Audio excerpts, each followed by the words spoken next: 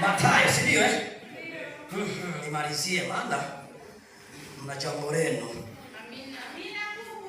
Mathayo sura ya 17 mstari ule. Tuanze mstari wa kwanza. Biblia inasema, na baada ya siku 6 Yesu akawatwaa Petro na Yakobo na Yohana nduguye, akawaleta juu ya mlima mrefu faragani. Akageuka sura yake mbele yao, uso wake ukang'aa kama jua, mavazi yake yakawa meupe kama nono. Na tazama, wakatokewa na Musa na Elia wakizungumza naye. Petro akajibu akamwambia Yesu, Bwana, ni vizuri sisi kuwepo hapa. Ukitaka nitafanya vibanda vitatu, kimoja chako wewe, kimoja cha Musa na kimoja cha Elia. Mstari wa 6 wa 5, alipokuwa katika kusema, tazama, wingu jeupe likawatokea uvuli, na tazama, sauti ikatoka katika lile wingu ikisema, huyu ndiye mwanangu mpendwa wangu ninayependezwa naye, msikieni yeye. Mstari wa 6, wale wanafunzi waliposikia walianguka kifurifuri, wakaogopa sana. Yesu akaja akawagusa akisema, inukeni wala msiogope. Wakainua macho yao wasione mtu ila Yesu peke yake.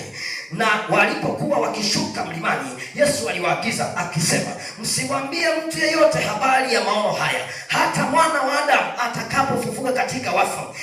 Mstari wa 10, wanafunzi wake wakamuuliza wakisema, basi kwa nini waandishi hunena ya kwamba imempasa Elia kuja kwanza? Bwana Yesu asifiwe.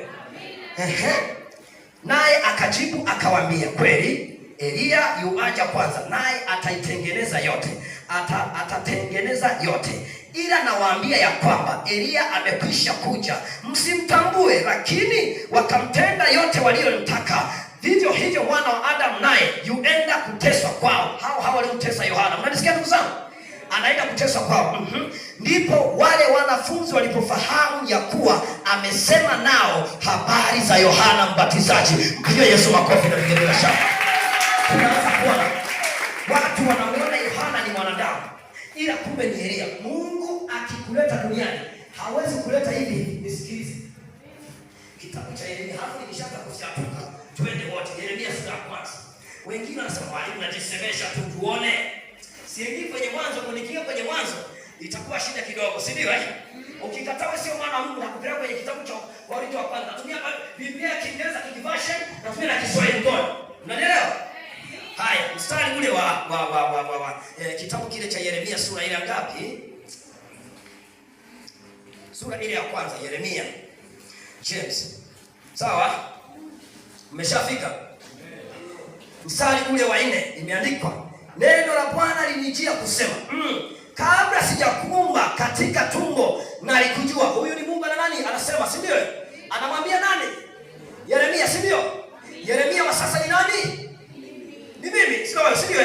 Unapokuwa zipika sifa zile hakuna kandamiza, sio wewe baba. Shehe wangu, kile kinachocheza ni kile cha ndani ambacho Mungu alishaweka ndani yako. Mpigie Yesu makofi na vigelegele sana.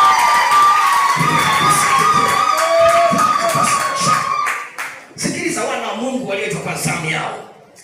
Anasema, kabla nalikujua, yani kabla na kabla hujatoka tumboni nalikutakasa, nimekuweka leo kuwa nabii wa mataifa. Ndipo niliposema, Bwana Mungu, tazama siwezi kusema maana mimi ni mtoto. Lakini Bwana akaniambia, usiseme mimi ni mtoto, maana utakwenda kwa kila mtu nitakaye kutuma kwake, nawe utasema kila neno nitakalo kuamuru. Usiogope kwa sababu ya hao, maana mimi nipo pamoja nawe nikuokoe, asema Bwana. Bwana Yesu asifiwe sana. Anamwambia, nisikize, kabla wewe sijakuingiza tumboni mwa mama yako. Kumbe ni wakati ambao baba na mama wanajua mwili wangu unatengenezwa kwenye tumbo. Nilikufahamu. Nilikuwa wapi? Mbinguni. Wapi? Kifuani mwa baba. Wapi? Mnasikia? Wakati process ya mwili wangu unatengenezwa, baba yangu alikuwa amenishika kule. Anasema, sijakwenda kwenye mwili wa mama yako na nikujua. Unaanza kuona kumbe mimi ni nini? Ni roho, si ndio?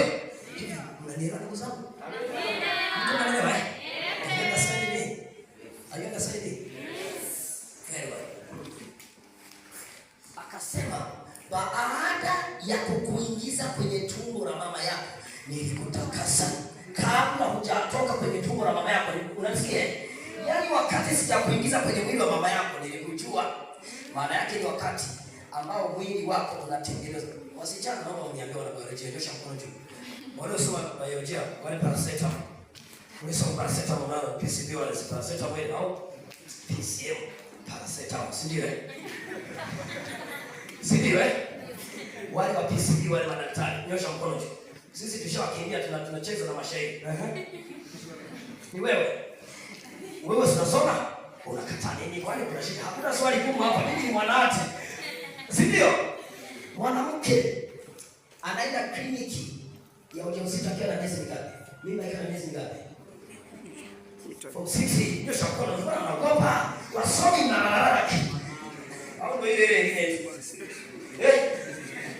Miezi mingapi? Miezi mitatu. Unasikia na mimi mwanamke. Unasikia ndugu zangu? Miezi mitatu. Kuanzia sifuri mpaka miezi mitatu. Huu ni mwili iko kwenye fertilization. Nini fertilization sio? Kiko kwenye embryo sio?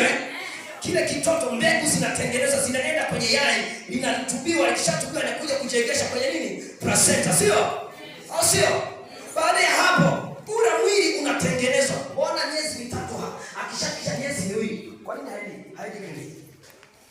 Hapo sasa, elimu yenu sasa mimi na yeye ni mbinguni tushindanishe sasa. Kwa nini haendi? Yesu anabaonia kwamba miezi miwili mpaka mmoja mpaka miwili hadi mitatu. Sio ujauzito ule. Kwa nini asiende sasa? Ni kwa sababu ule mwezi wa sifuri, naongea spiritual words, ndio Usiletee habari za duniani hapa. Elimu ya duniani hapa. Nazungumzia mambo ya Mungu, ndio Ule mwezi sifuri ambapo binti amechukua mimba mpaka mitatu, mwili wa mtu unatengenezwa. Udongo unafanyaje? Kilichozaliwa kwa mwili ni nini?